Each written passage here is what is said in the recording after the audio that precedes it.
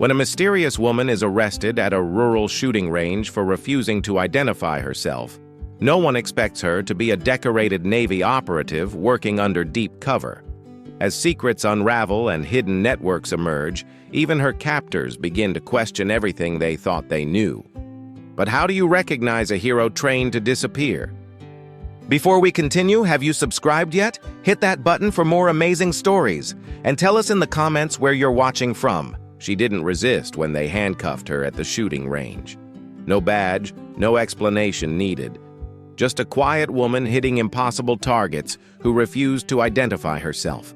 The small-town courtroom was preparing for a routine arraignment until the heavy wooden doors swung open.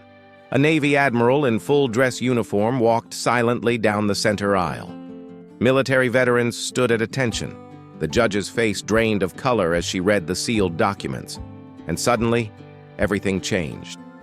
Dawn broke over a civilian shooting range in the coastal outskirts of Clearwater, Oregon. Fog clung low to the field as shooters began to arrive. Among them was a woman in her mid-30s. She wore faded jeans, a gray utility jacket, and a plain ball cap pulled low. Nothing about her drew attention as she walked to the farthest lane, carrying a long black case.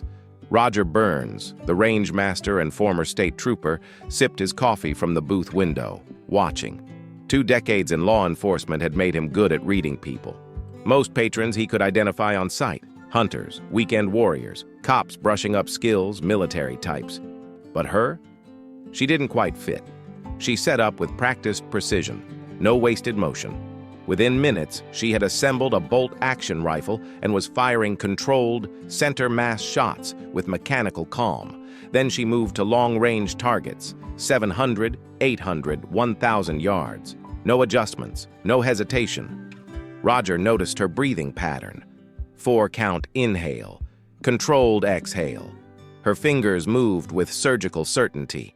She adjusted for wind shifts without any instruments, like she could feel them. Another patron approached Roger with a nervous look. "Hey, the lady down on lane 12. She's hitting targets that shouldn't even be in range with that gear. She's got no ID badge." Roger nodded and picked up the radio. Within 20 minutes, 2 officers from Clearwater PD arrived. They approached with cautious hands near their belts. "Ma'am," said the senior officer, "we need to see some identification and your permit for that weapon." She turned calmly, hands relaxed and visible. Is there a problem, officer? "ID and permit, please." I don't have those with me. The search yielded no wallet, no phone, just a key card with no markings and a small notebook filled with what looked like GPS coordinates. "You'll need to come with us, ma'am." She offered no resistance as they cuffed her, but Roger noticed how her eyes scanned the tree line, the road, the horizon, measuring, calculating. At the Clearwater Sheriff's Office, she sat silently during processing. She cooperated with fingerprinting but said nothing. "Name?" Silence. "Address?" Nothing. "You do understand refusing to identify yourself is a crime?" She looked the booking officer in the eye. Still, she said nothing. Detective Sam Rollins tried interrogation tactics. Soft tone, hard tone, insinuations, leverage. Nothing. "Maybe she's foreign intel," joked a deputy. "Russian or Israeli?" She sat, watching, listening. When alone in her cell, she scanned camera angles, tested reflection patterns, mapped guard schedules. "She's not in any database," Rollins told Sheriff Danner. "Try federal." "Already did. DOJ system's down. Maybe tomorrow." A young officer handed her a cup of water. As she took it, her sleeve slid up slightly, revealing a small crescent-shaped scar on her wrist, the kind caused by helicopter fast-rope burns. "Interesting scar," the officer said. Rock climbing. She replied, the first word she'd spoken in hours. By afternoon, a harried public defender arrived. "You're making this harder than it needs to be," he muttered. "They're talking terrorism now, unregistered weapon, refusal to ID. If you say nothing, they'll move you to federal custody." Still, she said nothing. The next morning, arraignment. The courtroom filled with locals, reporters, and, oddly, men in dark suits sitting in corners. Judge Victoria Arnett entered, already irritated. At the defendant's table, the woman sat motionless, still in an orange jumpsuit. Her lawyer requested a delay. Homeland Security objected. "We are requesting immediate transfer to federal custody," said one agent. Another man stood. "Your Honor, the FBI asserts jurisdiction here." The judge banged her gavel. This is my courtroom. We proceed with arraignment. The clerk read the charges: unregistered firearm possession, refusal to ID, suspected ties to national threats. Still, she didn't react. "Commander," someone whispered in the gallery. Then it happened. The courtroom doors opened. In walked Admiral Langston of the U.S. Navy, full dress uniform. 2 officers followed. Veterans in the gallery stood. Even the judge straightened. Without a word, the Admiral handed a sealed envelope to the bailiff. Judge Arnett opened it, read silently, and slowly changed color. She looked up. In light of this documentation from the Department of Defense, all charges are dropped. This case is now classified. Court is adjourned. The woman finally stood. Sir, She said quietly to the Admiral. apologies for the inconvenience. The Admiral replied, "No, Commander Vale. The Navy apologizes to you." Whispers rippled across the room. "Commander?" someone asked. Agents snapped to attention. Deputies shifted awkwardly. Detective Rollins stared, stunned. No longer hiding, Vale stood tall, her posture now unmistakably military. Judge Arnett gave a nod. Commander, thank you for your service. The Admiral added, "Commander Vale has been on classified deployment." She followed orders even under personal risk. Outside, in front of the courthouse, reporters swarmed. But the Admiral gave nothing away. "Commander Vale poses no threat," he said. "Quite the opposite." Detective Rollins stepped forward. "Commander, I'm sorry, truly." Vale gave him a steady look. No need. You did your job. An old veteran approached. "Ma'am, I was with the 5th Marines in '91. I know that look. Thank you for your service." She shook his hand. Thank you for yours. Then the Admiral turned. "Commander Vale, Washington awaits."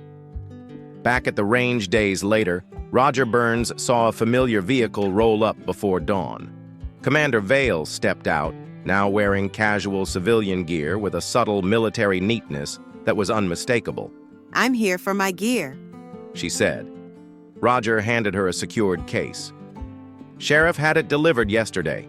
Special courier." As she opened it and checked the contents, he watched her movements, smooth, deliberate, muscle memory born of elite training. "You Navy?" he asked finally. She smiled faintly. I was. Roger nodded. "Submarines, myself. Didn't know it at the time, but I always figured you were something special." Most people see what they expect to see. She replied.